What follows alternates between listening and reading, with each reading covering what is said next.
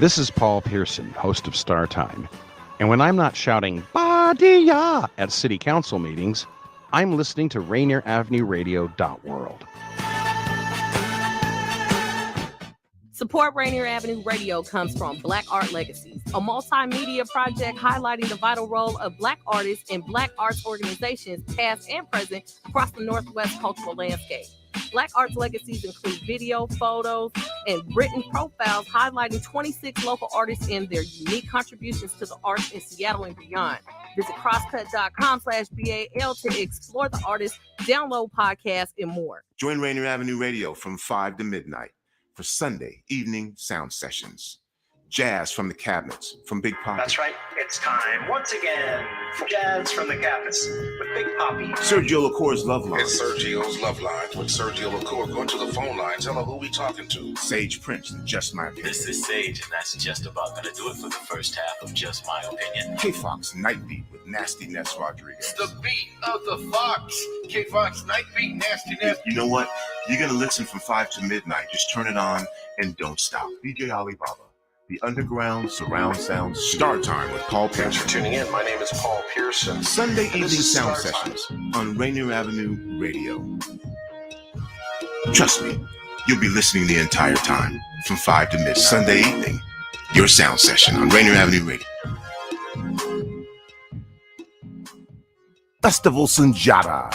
The Black Arts Fest is back. Produced in partnership with Sunjata African American Cultural Association for 2022. This year's Festival Sunjata will take place in person on June 17th from 6 to 9 p.m., June 18th, 12 to 9 p.m., and Sunday, Juneteenth and Father's Day, 12 to 7 p.m.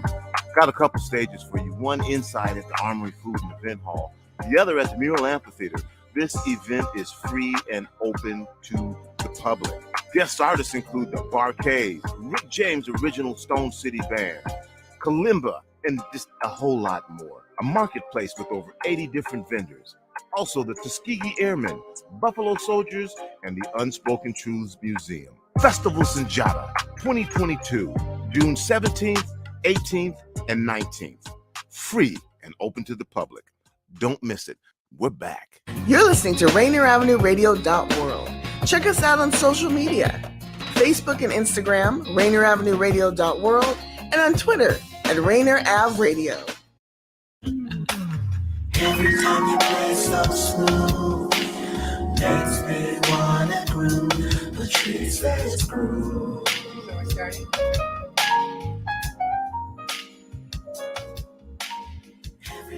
Greetings. Welcome to Seniors Matter. I'm Brenda Charles Edwards, your host.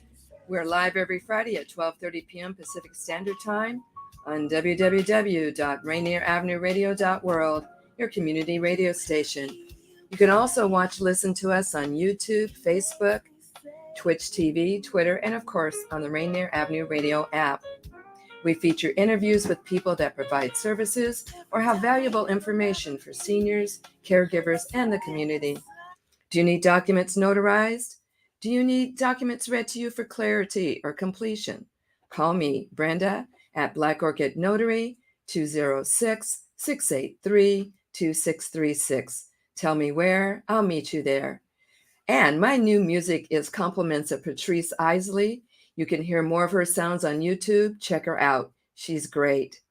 My guests today are Karen Winston, Senior Planner, Aging and Disability Services, City of Seattle, Human Services Department, and Mary Grace Becker, Program Manager, Community Education and Impact Director, the Memory Hub, UW Memory and Brain Wellness Center. Welcome aboard, ladies. So good to see you. It's been too long. Good to see you too, Brenda. Thank you for having us. Oh, my pleasure. Gosh, I was so excited when I heard that Mary Grace was going to be able to join us today because, geez, Mary Grace, I can't even remember the last time we saw each other. It's been a couple of years. Say nothing about pandemic, but I'm just so glad that you could make it. And of course, Karen is always my heart. So she's always a welcome any old time. So let's get started. I know, Karen, that you have a PowerPoint presentation that you want to do to get us started. So why don't we go with that? Okay, great. Again, thank you for having us. We're here to talk about a new and exciting program. But first, we wanted to share a little bit about our respective agencies. And as you said, I'm a senior planner with Aging and Disability Services, also known as ADS. And ADS is an area agency on aging. And area agencies on aging are mandated through the Older American Act. And we are one of 13 in the state of Washington and one of over 600 throughout the country. And we all receive our marching orders from the Older American Act. We do advocacy, we plan and coordinate services on behalf of older adults and people with disabilities. We're also mandated through the Act to have an advisory council, and we currently have a 21-member advisory council in partnership with King County, and our annual budget is a little over $82 million. Why? Mary Grace?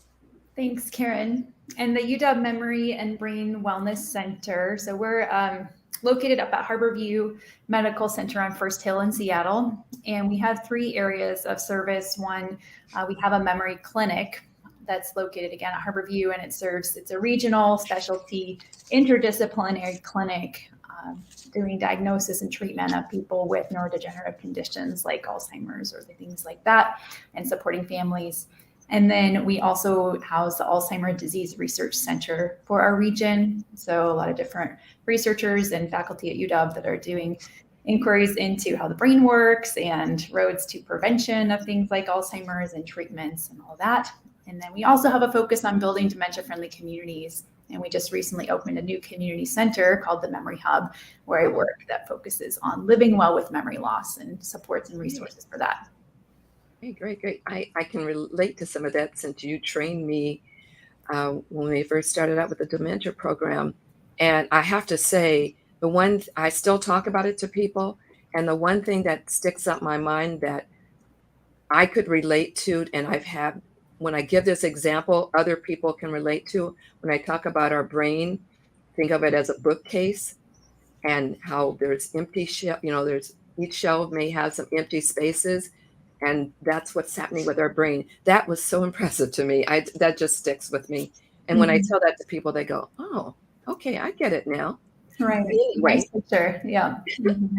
So, ladies, tell us about your latest project that will be launched next week called Sharp. Okay. Well, before we get into that, though, I just want to go over just a couple of slides with some demographic information. And basically, my point here is to let everyone know that the 60-plus older adult population is growing, and it's projected to steadily increase, well into the year 2050. And you see this blue line here.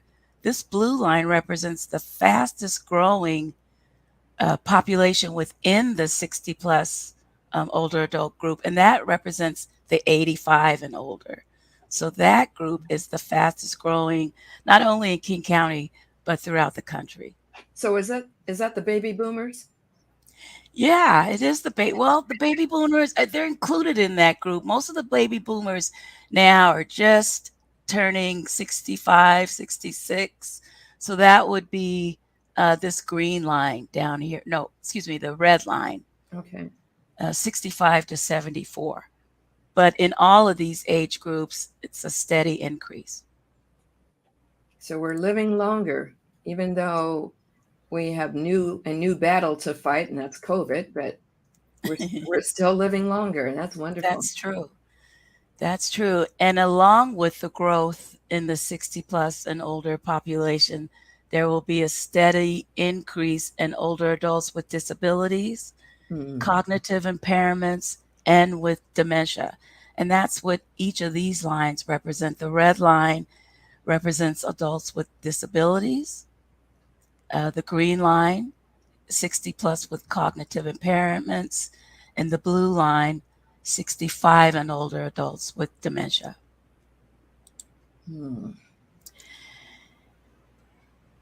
And so SHARP is the program that we're here to talk about today. SHARP is an acronym for Sharing History Through Active Reminiscing and Photo Imagery. That's a mouthful. And it's, for short, we call it SHARP Seattle. And it is a program that aims to maintain and improve cognitive health through physical activity, social engagement, and reminiscence therapy. So as Karen alluded to, we know things like Alzheimer's disproportionately affect older African Americans, and so does gentrification. And these are some of the the reasons behind why it's so important to do something like SHARP. And SHARP strives to honor Black health in history. It's something that was created by Dr. Rainier Avenue. You can see her on the right there. Dr. Croft is an assistant professor of neurology at Oregon Health and Science University. So she's down in Portland, but she's actually also consulting with us and helping us implement the program here in Seattle. And her work focuses on that intersection of culture and health and how you can even tap into people's cultural practices to promote health within a group. She really tries, specifically with SHARP, to increase physical activity and social engagement among older African Americans in ways that celebrate culture and celebrate history and community memory. And Karen and I are working with a number of local organizations and people on the SHARP Seattle pilot, including both of our organizations, but as well as the Central Area Senior Centers playing a big role. The Black Heritage Society of Washington is playing a big role. Other planning team members include Seattle Parks and Recreation, the Alzheimer's Association, and others. So we're really pleased to be able to work with so many wonderful agencies in moving this forward. So a little bit more about SHARP in the pilot here in Seattle. So like when SHARP was first put out in Portland with Dr. Croft, the SHARP Seattle project engages Black adults that are age 55 and older, and they walk together in groups of 3. So in that group of 3, one of the participants may have mild cognitive impairment, so some slight changes in memory or thinking. They walk together and they walk 1 mile loops throughout the neighborhood. And along the way, they're reminiscing at several points along each walk about memories or landmarks or stories or culture related to the area that they're walking through. In the Portland study, there were 72 neighborhood walks to take part in, and it was spread out over 6 months. And Karen and I are starting small here in Seattle. We're doing just over the course of this summer, so 3 months, and there are 12 neighborhood walks that folks can choose from. So really excited to be able to bring that here to Seattle and see how it works in our area. Hey, Mary Grace, I have a question. Yeah. So you said there's 3 people. Now, is one of them from one of the other organizations that's supporting this, that's, like making a diary, writing a diary? Or or is it someone in the 3 doing it that's on their own? And you know what I'm saying? Is there a leader for each set of 3, or do the people just talk, tape it? How are you keeping track of it? Right, that's a great question. There's a lot of logistics involved in this program, even though it's it's just walking, which seems simple enough. But yeah, within that group of 3. There's not necessarily a designated leader, and there's not a staff person. It's 3 separate individuals that want to participate in the program. So again, like Black older adults, age 55 plus, that have lived in the Central District for at least 10 years. And so they're together and they're following these 1 mile walking routes, where we can see a picture of it here on the screen, or examples of the 1 mile routes. They're actually using a tablet. And the tablet itself has a recording function. So nobody needs to be like keeping a diary per se, but the stories as they're being expressed and shared get automatically recorded on the tablet. Okay. So they're following the walking route along the tablet with something kind of like Google Maps, where you're walking and it tells you where to turn. And then 3 times along the 1 mile route, there's a stopping point that the tablet does a little alert, and they know, oh, it's time to stop. And then on the screen, there's a picture of a historic landmark or something that used to be there in that area, or maybe a cultural figure that was really well known. And there's a question to say, you know, what do you remember about this? Or what do you think, what did you think about, or were you engaged in this event here, or things like that. So then folks share with each other, with their group. And like I said, it gets recorded there on the tablet. What are the walking paths like? Are they all flat? Perfectly flat. Perfectly flat. There's not a hill and there's, you know, donuts all along the way. It's amazing. Incentives. So in other words, that 1 mile won't take as long as you may think, because there's still things to be looking forward to. Right? Yeah, no, that's it's funny you mentioned that, Brenda, because that was one thing between the Portland walks to our walks. Like, yeah, Portland is kind of nice and flat in the neighborhoods where they were walking, and in our here in the Central District, there's a little bit more hills to navigate, as well as construction and other things that are ongoing right now. So it took us a bit more work to figure out what kind of routes could be accessible to the participants. Anything you want to add on that, Karen? No, I think you had it. I just advanced to the next slide just to show what some of the markers are that Mary Grace mentioned on each route. Yeah. So you can see a lot of the, you know, it's older photos from maybe throughout a person's lifetime, and significant landmarks or people or events from there in the Central District. And we really drugstore. Yeah. And the old Bulldogs and Mrs. Green. Yeah. Yeah. So the photos may evoke a lot of memories, and then there's a question also that goes along with it that may evoke memories for people. So we do want to acknowledge again that the Black Heritage Society of Washington, they've been instrumental in offering up photos from their archives to be able to make the project possible. So how does SHARP help someone with memory loss? Well, reminiscence is an important part of, you know, what's going on, and as they're walking, and the prompts, you know, the pictures provide memories, and then there are questions that will prompt them. You know, for example, there was a picture of the drugstore there, and the question might be something to, you know, how many times did you visit the drugstore, you know, to purchase something? I've just made that up, and then, you know, they would reflect on memories about their childhood or growing up, and about the drugstore and the people who frequented the drugstore. And so the reminiscence is the therapy, is a part of the therapy. So, and it's a part of the health benefit.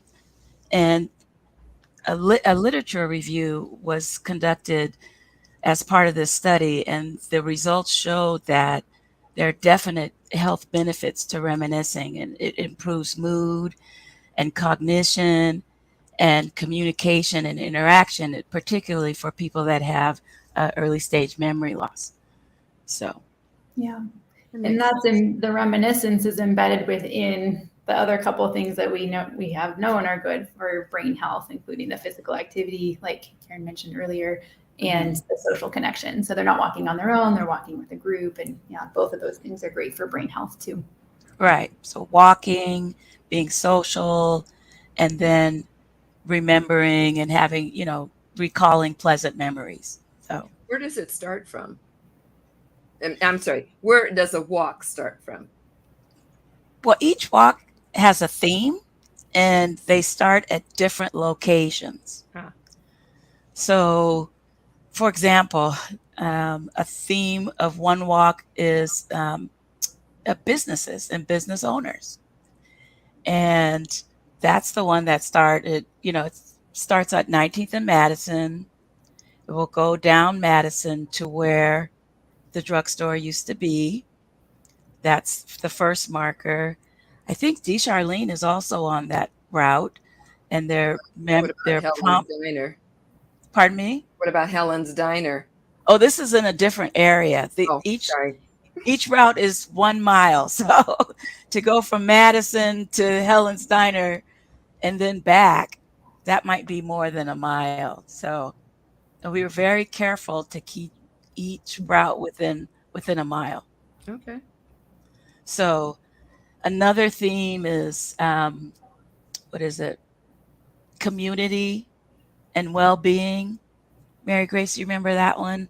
And that one starts over on Martin Luther King Way in Cherry, over by the YWCA.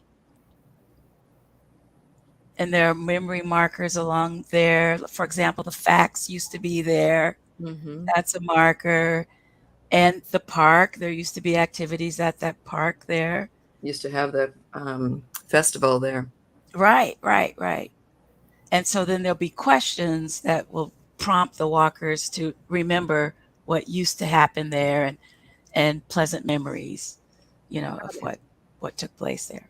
So it kind of, the starting point varies. Starting points vary. Yeah. All right. That's good. That's really good. I like that variety.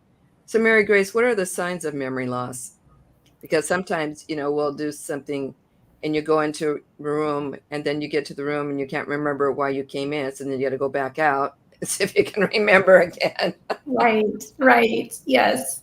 Yeah. A lot of people it's very common to wonder about one's memories as you go throughout life of like, is this the first sign of Alzheimer's or something? And I think, the Alzheimer's Association has a nice publication, and it's on their website too, called the 10 Warning Signs of Alzheimer's. So if folks are wanting to take a look at that, they could look it up on the internet. But some of the signs, or I guess I'll back up and say, some changes with memory and thinking are just typical as we grow older. So something that may happen to us, we may have a harder time remembering someone's name. We may have a harder time remembering, where did I put those keys? What did I come in this room for? Those things that you mentioned. So some of that is just kind of part and parcel of growing older. But there are some changes that maybe are significant and pointing to something more like damage happening in the brain, something like Alzheimer's. And so those would be things like memory loss, where it's actually disrupting your daily life, where you're forgetting things, where, maybe you're consistently forgetting appointment, you're missing doctor's appointments, you're forgetting information that you just learned, like, oh, I just heard this thing and now it's gone. Type of thing. So memory loss, where it's impacting your ability to do your day-to-day life. But it isn't necessarily, we call it memory loss, but things like Alzheimer's, it's not just all about memory. There could be other changes related to thinking as well. So it could be a person has a harder time thinking things through or making a decision than they used to have, or they could have difficulty finding the right word, like in a new way. Like it used to be, I could talk about this or that. And now I'm noticing, like I can't think what's that thing I'm trying to say? It's not coming out. Right. Or I have a hard time understanding what I'm reading. So changes with language could be there, or even changes with, they call it orientation, but your ability to know, like where am I right now in place and in time? Like it's dark outside. Is it 6 a.m. or is it 10 p.m.? I'm not really sure. So it's like being in Alaska. I know, right? So could be a lot of different things, but yeah, just want to mention a few. Thank you. Karen, you've been involved in Memory Sunday for many years, and also the Legacy of Love Caregiver Forum, which is a great event. Can you explain what these projects are and why they're important? Well, sure. Memory Sunday actually took place last Sunday, the 12th, but the whole month of June is Alzheimer's and Brain Awareness Month. But on the second Sunday in June, it's designated as Memory Sunday. And this is an opportunity for Alzheimer's and dementia to be raised in African American churches. In other words, the pastor is talking about Alzheimer's and dementia from the pulpit, and educating the congregation. And then there are resources and information available for parishioners after the service that they can pick up and take home with them. So it's an opportunity to increase awareness about Alzheimer's and dementia, its impact on the Black community, and an opportunity for churches to step up and provide support for caregivers, that are taking care of or whose loved ones have memory loss. And the forum, the African American Caregiver Forum, Legacy of Love, that happens during Family Caregivers Month, which is in November. And this year it's scheduled for Saturday, November 12th. Okay. And our keynote this year is actually Raina Croft, Dr. really? Raina Croft. Yes. Now, is this going to be in person or on Zoom? It's going to be a virtual event again this year too. Yeah. Oh, that's exciting. Yeah. So we're looking forward to, having Dr. Croft join us and, tell us more about brain health and also more about the SHARP program. So Karen, when that happens, we're going to have to get together and have her come on the show and talk a little bit about what she's doing in this whole program too. I think that's a great idea.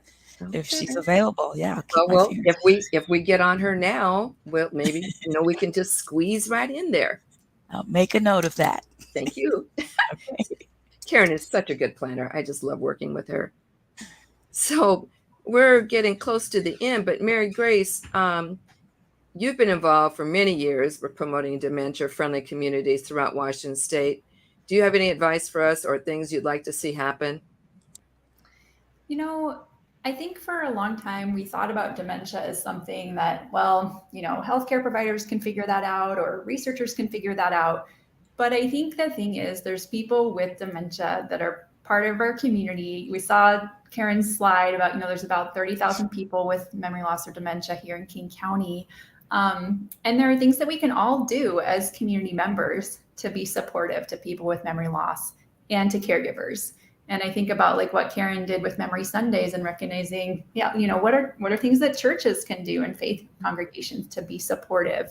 Or I think about the Central Area Senior Center and them offering this SHARP project to engage people with memory loss. Again, it's not just the long-term care facilities or not just the hospitals or the researchers that can do something. We can all do something. So every little bit helps. Yeah, no doubt about that. I talk about a lot of different things, and I'm involved with end-of-life planning, and all of this to me ties in together because I've been a caregiver. I know, Karen, you have, and Mary Grace, I'm not sure about you, but you work with them, so you know what happens. And I think one of the things that gets overlooked as a caregiver as far as providing resources is a respite. That is such a key factor, because if you don't have respite, you can't rejuvenate yourself to help the loved one that you're working with. And I wish, and I know it's happening. It's a little slow, but it's happening to get more services for caregivers so they can have a break. Mm-hmm. And family caregivers being paid, because that's been an area that's been really short-sighted. Mm-hmm. Because just because, it's your family member doesn't mean that you don't have to give up work. It takes a big toll on you. Right. So, but anyway, I know all of this is coming to pass, and you guys are doing such great work, and I'm glad to know you and have had the opportunity to be involved in some of the projects that you're doing. So Brenda? Yes, Karen. I know we're close to closing, but I had just a couple more slides. I wanted to extend an invitation to your audience to join us at the kickoff. Okay. We're going to have a kickoff event that will be at the Central Area Senior Center next Wednesday from 3:30 to 5 p.m. And if you're interested in walking some of the routes, we encourage you to, create a group of 3. And remember, one of those persons in the group, at least one, should have memory loss. And you can walk. There's opportunities to walk next month in July, August, and September with deadlines to register for each of those months. So, and again, just as an overview, it's a 12-week pilot. If you sign up to walk, you'll be signing up to walk 3 times a week for 4 weeks. And there are 12 themed walks. And we hope to have a total of 36 participants by the end of September. And to register, please contact Anthony Cryer. Anthony Cryer is the social worker at Central Area Senior Center. And there's his number there, 206-726-4926. And then lastly, Mary Grace and I, contact information. Feel free to contact us with more questions. So thank you. Thanks, Karen. This is Brenda Charles Edwards, host of Seniors Matter. You can listen to us live every Friday at 12:30 p.m. Happy Juneteenth to everyone. Thank you to my listening audience. Special shout out to Patrice Isley for letting me use her music. And of course to Karen Winston and Mary Grace Becker. Be safe. Live your life like it's golden. The Coronavirus Special Edition is next. Have a great weekend. Bye-bye, you guys. I'll talk with you soon. Thanks, Bye-bye. Brenda. You're welcome.